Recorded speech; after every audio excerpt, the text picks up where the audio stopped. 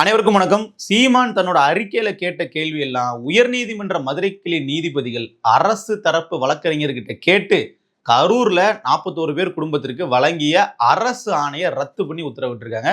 ஒரு சட்ட போராட்டம் நடத்தி நாம் தமிழர் கட்சி வெற்றி பெற்றிருக்காங்க அப்படின்னு சொல்லலாம்.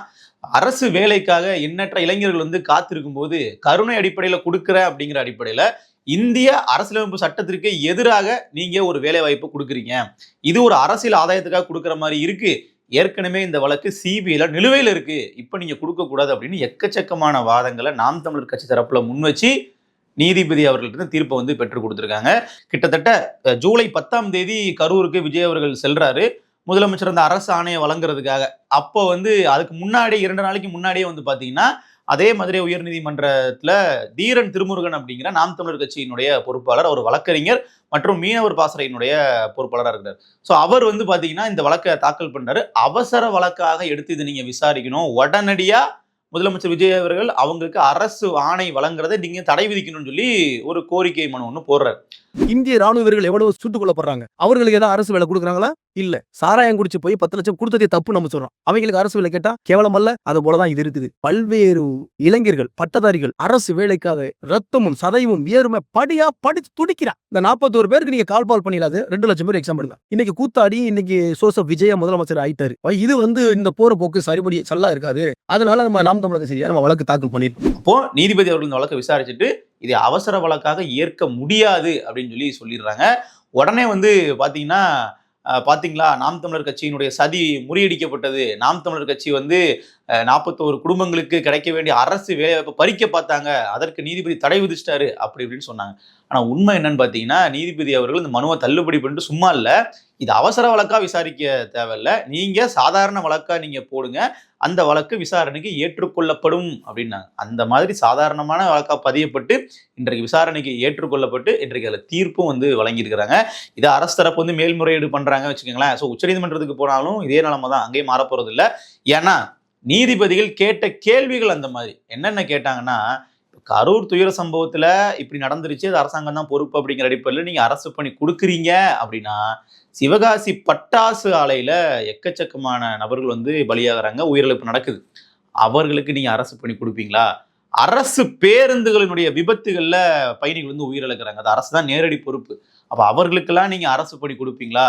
ஏன்னா இந்த கேட்டகரியில நீங்க கொடுத்தீங்கன்னா, இதுக்கும் மறைமுகமா அரசு தான் பொறுப்பு நீங்க எடுத்துக்கிட்டீங்கன்னா, இதுக்கும் அப்ப அரசு தானே பொறுப்பு, அதுக்கெல்லாம் நீங்க கொடுப்பீங்களான்னு எதிர்வாதத்தை நீதிபதி அவர்களே அரசு தரப்பு வழக்கறிஞர்கிட்ட எடுத்து வைக்கிறாங்க. ஸோ அரசு தரப்புல பாத்தீங்கன்னா, நாங்க ஸ்டெர்லைட்ல நாங்க கொடுத்தோம், ஸ்டெர்லைட் துப்பாக்கி சூடு படுகொலையில தமிழக அரசு கொடுத்துருக்காங்க, அதனால இதுக்கும் கொடுங்கன்றாங்க. அது நேரடியா அரசு பயங்கரவாதம் அப்படின்னு சொல்லி அந்த வாதத்தையும் மறுதளிச்சிடுறாங்க. அதற்கப்புறமா கருணை அடிப்படையில நீங்க கொடுக்குறீங்க அப்படின்னா, கருணை அடிப்படையிலேயே எக்கச்சக்கமான வாரிசுகள் நிலுவையில் இருக்காங்க. அப்படின்னா ஏற்கனவே பாத்தீங்கன்னா ஒரு அப்பா சர்வீஸ்ல இருக்கும் போதே உயிரிழந்துடுவார், ஒரு ராணுவ வீரராக இருக்கலாம், இல்ல தமிழ்நாட்டினுடைய அரசு பணியில இருக்கலாம், இப்படிலாம் இருக்கிறவங்க. ஸோ அவர்கள் இறந்துடுறாங்கன்னா மறுபடியும் அவங்களோட வாரிசுகளுக்கு அந்த ஒரு பதவியை கொடுப்பாங்க, ஏன்னா அவங்களுடைய குடும்பத்தை நடத்தணும் அப்படின்றதுக்காக. அப்படி கொடுக்கப்பட வேண்டிய கருணை அடிப்படையில் கொடுக்கப்பட வேண்டிய வாரிசுகளுக்கே இன்னும் பணி முழுமையா போய் சேரல, அவ்வளவு பேர் பெண்டிங் லிஸ்ட்ல இருக்காங்க. அப்படி இருக்கும்போது திடீர்னு நீங்க கருணை அடிப்படையில் வேலை கொடுக்குறேன்னு இவங்களுக்கு நீங்க கொடுத்தீங்கன்னா சரியா இருக்காது. அரசு பணி வழங்குறதுக்குன்னு சொல்லி எக்கச்சக்கமான ப்ரொசீஜர் இருக்கு, போட்டி தேர்வுகள் இருக்கு, அதற்குன்னே தங்களை தயார்படுத்திக்கக்கூடிய இளைஞர்கள் எக்கச்சக்கமா இருக்காங்க, அவங்களோட வாய்ப்பை தட்டி பறிக்கிற மாதிரி ஆகும்னு சொல்லி எக்கச்சக்கமான ஆர்குமெண்ட்ஸை நீதிமன்றத்துல வச்சு இந்த தீர்ப்பை வாங்கி கொடுத்துருக்காங்க நாம் தமிழர் கட்சியினர். நாம் தமிழர் கட்சியின் சார்பாக இந்த வழக்குல வாதாடிய வழக்கறிஞர் கிளிட்டஸ் அப்படிங்கிற நபர், அவருக்கு ஒரு வாழ்த்துக்கள். இதே சமயத்துல இப்போ தாவேக்கவினர் பாத்தீங்கன்னா 41 பேரோட குடும்பத்துல நீங்க மண்ணள்ளி போட்டீங்க, அவங்களோட வேலையை நீங்க கெடுத்துட்டீங்க, அவங்களோட வாழ்வாதாரத்தை நீங்க கெடுத்துட்டீங்க, இந்த பாவம் உங்களை சும்மா விடுமான்னு கேட்டுட்டு இருக்காங்க. நம்மளுடைய வாதம் அப்படிங்கிறது ஒன்னே ஒண்ணுதான், நீங்க அந்த 41 பேரினுடைய குடும்பத்திற்கு எதுவுமே பண்ணக்கூடாதுன்னு சொல்லவே இல்லை. நீங்க இந்த அரசு பணி வழங்கிய குடும்பத்தினருக்கு நீங்க ஏற்கனவே 35 லட்சம் ரூபாய் நிவாரணம் அவருக்கு கிடைக்கப்பட்டிருக்கு, அது போதும்னு கூட நான் சொல்லல. நீங்க இன்னும் கூடுதலா 1 கோடி கூட கொடுங்க, உங்க கட்சி நிதியில இருந்து கொடுக்கலாம். அந்த 41 பேரோட குடும்பத்தை நாங்க பாத்துக்கிறோம்னு சொல்லி அவர்களுக்கு தேவையான எல்லா விஷயத்தையும் நீங்க பண்ணி கொடுக்கலாம். நீங்க தான் அஃபிடவிட்லேயே தாக்கல் பண்றீங்களே, விஜய் அவர்களுக்கு 600 கோடி ரூபாய் சொத்து இருக்குன்னு சொல்லிட்டு, அதை விட அதிகமாவே இருக்கும், அஃபிடவிட்ல தாக்கல் பண்ணது அவ்வளவுதான். ஸோ நீங்க அதுல இருந்து நீங்க எத்தனை கோடி வேணாலும் அள்ளி கொடுங்க, யாருமே கேட்க போறது இல்லை. அந்த மக்களுக்கு நிவாரணம் போய் சேரக்கூடாது அப்படிங்கிறது நாம் தமிழர் கட்சியோட நோக்கமே கிடையாது. உங்களுடைய கட்சி நிகழ்வுக்கு உங்களை பார்க்க வந்த ஒரு கூட்டத்துல இப்படி ஒரு விருதம் நடக்குது அப்படின்னா அதற்கு நீங்க என்ன வேணாலும் ஈடுகட்டி நீங்க செய்யலாம். அது உங்களுடைய விருப்பம் தான். அந்த மக்களுக்கு இதெல்லாம் கிடைக்கக்கூடாதுன்றது நோக்கம் இல்லை. ஆனா அரசு பணி வழங்குற அப்படின்னு சொல்லிட்டு இன்னைக்கு நீங்க அரசு அமைச்சதுக்கு பின்னாடி பண்ற விஷயங்கள் இருக்குல்ல, இது சரி கிடையாது. அப்படி இல்லைன்னா எல்லாத்துக்கும் இதையே பண்ணுவீங்களா? அது எப்படி கரூர்ல உயிரிழந்தவங்களுக்கு மட்டும் இந்த மாதிரி ஒரு நிவாரணம், மற்ற கூட்டங்கள்ல உயிரிழந்தவங்களுக்கு கிடையாதான்ற ஒரு கேள்வி வரும். இன்னும் சொல்ல போனா காவல்துறை நேரடியா பொறுப்பேற்க வேண்டிய விசாரணை கைதிகள் மரணத்துல அரசு இதே மாதிரி பொறுப்பேற்று அவர்களுக்கு அரசு பணி வழங்குமா? இத்தனை லட்சம் ரூபாய் நிவாரணம் கொடுக்குமான்னு கேட்டீங்கன்னா இல்ல. அப்ப எல்லாருக்கும் ஒரு சமமான ஒரு ஸ்லாப் இருக்கணும் அப்படிங்கிறதா இங்க வைக்கக்கூடிய வாதம். ஸோ நீதிமன்றமும் அதுதான் கேட்கிறாங்க. நீங்க அரசு பேருந்துகளினுடைய விபத்துகள்ல நடந்தா இது மாதிரி நீங்க கொடுப்பீங்களான்னு கேட்கறாங்க. அதற்கு எதிர்வாதம் வைக்க முடியாது அந்த இடத்துல. நீ என்னதான் பழைய வழக்குகளை நீங்க உதாரணத்துக்கு காட்டினாலும், உச்சநீதிமன்றத்துக்கே போனாலும் இந்திய அரசியலமைப்பு சட்டப்படி கருணை அடிப்படையில் ஒரு வேலை கொடுக்கணும் அப்படின்னா அதுக்கு சில கண்டிஷன் இருக்கு. அதெல்லாம் ஃபுல்ஃபில் பண்ணாதான் அது நடக்கும். இன்றைக்கு இந்த தீர்ப்பு வந்த உடனே பாத்தீங்கன்னா இந்த டிஎன்பிஎஸ்சி ஆஸ்பிரன்ஸ் அரசு பணிக்கு தயாராகக்கூடிய இளைஞர்கள் பல பேர் பாத்தீங்கன்னா வாழ்த்துக்கள் தெரிவிச்சாங்க நாம் தமிழர் கட்சிக்கு. நீங்க ரொம்ப நல்ல காரியம் பண்ணீங்க, அரசு ஒரு சிறந்த ஒரு பாடத்தை புகட்டினீங்க, இதே மாதிரி நீங்க தொடர்ச்சியா களமாடுங்க அப்படின்னு சொல்லி நாம் தமிழர் கட்சிக்கு வாழ்த்துக்கள் குவியுது. அப்ப எந்த அளவுக்கு அந்த தரப்பு மக்கள் பாதிக்கப்பட்டிருக்காங்கன்னு நீங்க யோசிங்க. ஸோ இது அப்பட்டமான அரசியல் தாங்க. இதுல மாற்று கருத்தே இல்லை. விஜய் அவர்கள் கரூருக்கு போயிட்டு அந்த துயர சம்பவத்தில் பாதிக்கப்பட்ட குடும்பத்தை பார்க்கும்போது கூட இடைத்தேர்தல் வருது, நீங்க ஓட்டு போடுங்க தாவேகாக்குன்னு கேட்டாருங்க. திமுகவுக்கு எதிராக அங்க போயிட்டு பேசுறது கூட விட்டுலாம்னு வச்சுக்கோங்களேன். நீங்க தாவேகாவுக்கு ஓட்டு போடுங்கன்னு சொல்லி ஒரு இரங்கல் தெரிவிக்க போன ஒரு கூட்டத்துல போய் நீங்க பேசுறீங்க. அதுவும் கருப்பு சட்டை கருப்பு பேண்ட் போட்டுட்டு ஒரு துக்க நிகழ்வுக்கு போற மாதிரி போயிட்டு அங்க போய் நீங்க இடைத்தேர்தலுக்கு ஓட்டு கேட்குறீங்க அப்படின்னா இது ஒரு வாக்கு அரசியலா பார்க்க நம்ம எப்படி பார்க்க முடியும்? நீங்க தமிழக முதலமைச்சரா அங்க போனீங்களான்னா இல்ல, தாவேகன்ற கட்சி தலைவரா தான் நீங்க அங்க போனீங்க.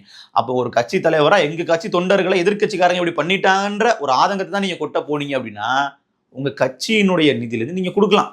உங்க கட்சி நிதி சார்பா உங்க சார்பா நீங்க எவ்வளவு வேணாலும் கொடுக்கலாம், யாருமே தடுக்க போறது இல்லை. ஆனா அரசு பணி அப்படிங்கிறது வேற, அதுல தலையிடாதீங்க அப்படிங்கறதான் இங்க சொன்ன விஷயம். அதனால அந்த குடும்பங்களுக்கு கிடைக்க வேண்டிய விஷயத்தை தடுத்துட்டாங்க நாம் தமிழர் கட்சியினர் அப்படிங்கிற பிரச்சாரம் எல்லாம் பண்ண தேவையில்ல. நீங்க இப்பவும் கொடுக்கலாம், நீங்க என்னைக்கு வேணாலும் நினைச்சு நீங்க அந்த குடும்பங்களுக்கு பண்ணலாம். நீங்க எவ்வளவு வேணாலும் கொடுங்க, 1 கோடி கூட இல்லைங்க, 5 கோடி கூட கொடுங்க ஒரு குடும்பத்திற்கு. அவர்களுக்கு தகும் தான். ஒரு உயிருக்கு மதிப்பே கிடையாது. இவ்வளவுதான் கொடுக்கணும் அவ்வளவுதான் கொடுக்கணும்னு யாரும் சொல்லக்கூடாது. ஸோ அது உங்க விருப்பம் போல நீங்க பண்ணுங்க. ஆனா நாம் தமிழர் கட்சியினுடைய இந்த சட்ட போராட்ட வெற்றி அப்படிங்கிறது ரொம்ப குறிப்பிடத்தக்கது. காரணம் என்னன்னா இதற்கு அப்புறம் இது மாதிரியான வழக்குகள் வரும்போதும் இதே மாதிரியான விசாரணைகள் வரும்போதும் இந்த வழக்கினுடைய தீர்ப்பை ஒரு உதாரணமா எடுத்துப்பாங்க. இந்த மாதிரி வழக்குல இந்த மாதிரி தீர்ப்பு வந்திருக்கு, அப்ப இதுவும் கருணை அடிப்படையில் செல்லாது, இது மாதிரி வேலைகள் கொடுக்க கூடாது அப்படிங்கிற ஒரு பேச்சு வரும். நீங்க நல்லா பாருங்க, ஏற்கனவே இந்த கள்ளச்சாராய மரணத்துல 10 லட்சம் ரூபாய் தமிழக அரசு அறிவிச்சது திமுக ஆட்சி காலத்திலேயே. அதற்கே கடும் எதிர்வினை வந்துச்சு. இன்றைக்கு பள்ளி கல்வித்துறை அமைச்சராக இருக்கக்கூடிய ராஜ்மோகன் அவர்கள் அதை எதிர்த்து பேசியிருந்தாரு. அந்த வீடியோல சீமானோட ஸ்டாண்டு தான் கரெக்ட் அப்படின்னு சொல்லி பேசி நம்ம தொடர்ச்சி அதை பார்த்திருக்கோம். அப்போ இன்றைக்கு பள்ளி கல்வித்துறை அமைச்சர் இருக்கக்கூடிய நபரே கள்ளச்சாராய மரணத்திற்கு 10 லட்சம் ரூபாய் அவர்கள் நிவாரணம் கொடுத்தாங்க அப்படின்னா அது ஒரு தவறான முன்னுதாரணமா போயிடும். நிறைய பேர் இப்ப கள்ளச்சாராயம் குடிச்சு நம்மளும் மரணிச்சா நம்ம குடும்பம் நல்லா இருக்கும்னு நினைக்க ஆரம்பிச்சிருவாங்க அப்படிங்கிற ஒரு மைண்ட் செட் கொடுத்துருன்னு சொல்லி அவர் பேசியிருந்தார். இன்றைக்கு அவர் தான் அமைச்சரா இருக்கிறாரு, அவர் சார்ந்த கட்சி தான் தாவேகா அப்படின்னா இன்றைக்கு அவர்கள் நிலைப்பாடு எப்படி மாறி இருக்குன்னு பாருங்க. இன்றைக்கு நாங்க அரசு பணி கொடுத்தா அது நல்லதுங்கிற மாதிரி. ஏன்னா இவர்கள் ஒரு விபத்துல உயிரிழந்திருக்காங்களே தவிர ஒரு நாட்டிற்கான ஒரு போராட்டமோ இல்ல ஒரு மக்களுக்கான பிரச்சனையை முன்னிறுத்தி ஸ்டெர்லைட் மாதிரியான ஒரு சம்பவத்துல பலியானவர்களோ கிடையாது. ஒரு கட்சியினுடைய தலைவரை பார்க்க அந்த கூட்ட நெரிசலில் சிக்கி பலியானவர்கள். அதற்கு அரசு பொறுப்பேற்றுக்கணுமானா அது பொறுப்பேற்றுக்கட்டும். உச்சநீதிமன்றத்தில் அந்த வழக்கு நிலுவையில் இருக்கு, சிபிஐ விசாரிக்கிறாங்க.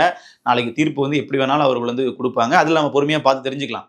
ஆனா அதையும் ஒப்பிடுறது இருக்கு இல்லையா, அதன் அடிப்படையிலேயும் கருணை வேலைன்னா நாங்கள் இதுக்கும் கொடுப்போம் அப்படின்னு சொல்லுவது ரொம்ப தவறான முன்னுதாரணம். நீதிபதி அவர்கள் என்ன கேட்டாருன்னா, நீங்கள் திறனை வளர்ப்பதற்கு அவர்களுக்கு நீங்க பயிற்சி வழங்கலாமே, எதுக்கு நீங்க நேரடியா சாதாரண வேலை அப்படின்னு சொல்லி அரசு வேலையை கொடுக்குறீங்கன்னு கேள்வி கேட்டாரு. ஸோ அதனால விஜய் அவர்கள் சொல்ற மாதிரி நீதிமன்றம் நறுக்கு நறுக்கு என்று கொட்டி அனுப்பியதுன்னு சொல்லுவாங்க இல்லையா, அந்த மாதிரிதான் இன்னைக்கு நாம் தமிழர் கட்சி தாக்கல் பண்ண வழக்குல தமிழக வெற்றி கழகத்தை அப்படி கொட்டி அனுப்பியிருக்காங்க நீதிபதிகள். நன்றி.